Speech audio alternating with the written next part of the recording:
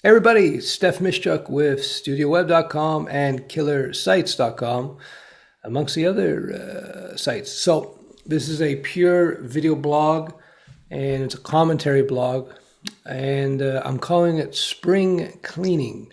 I'm recording this in mid-May 2014. So I've been doing a lot of spring cleaning on many levels in my life lately. Number one, I've been spring cleaning my house. I just took out 3 or 4 big bags of old dishes and things boxes I've been holding for months or years, actually, years. If you haven't used something for over a year, you probably don't need it. So give it away or throw it out or recycle it, whatever you want to do.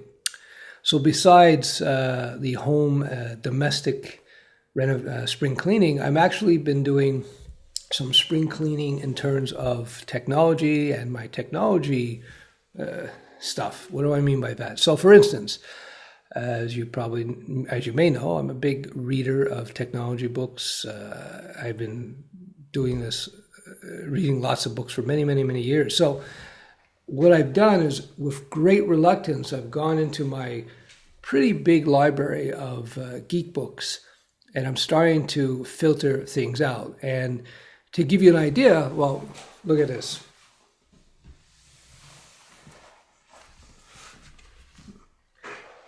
This stack here represents maybe 15% of my books on all subjects. And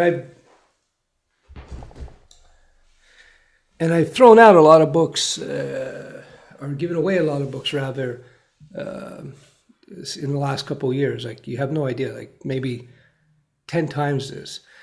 Now, it's hard for me to give them away because, strangely enough, I have some sort of emotional attachment to some of these books. Some of these books date back many years. And it's hard for me to let them go because it reminds me of my youth.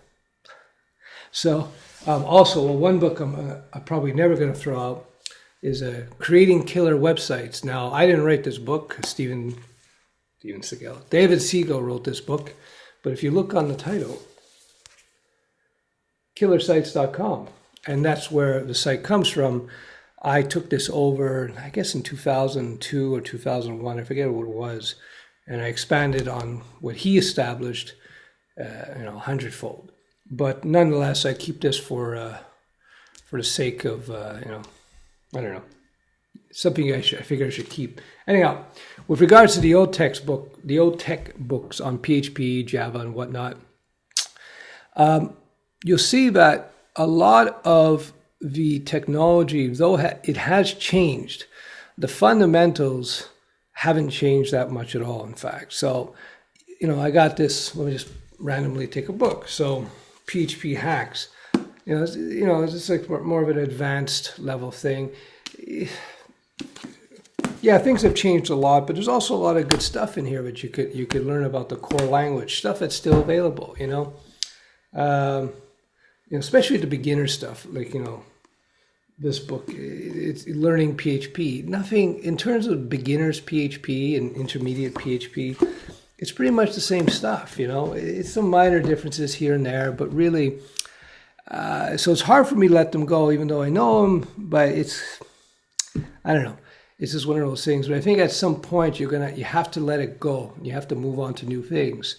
And that brings me to my next house cleaning. So besides cleaning up my house and cleaning up the books, giving away old books, it's time to clean house in terms of maybe expanding once again the range of courses in which I'm providing. So I mentioned it before. I'm slowly putting together a Ruby course, and then I'm going to do a beginner's Python course, simply to mix things up, to bring in new languages into the mix. And, I want to practice what I preach.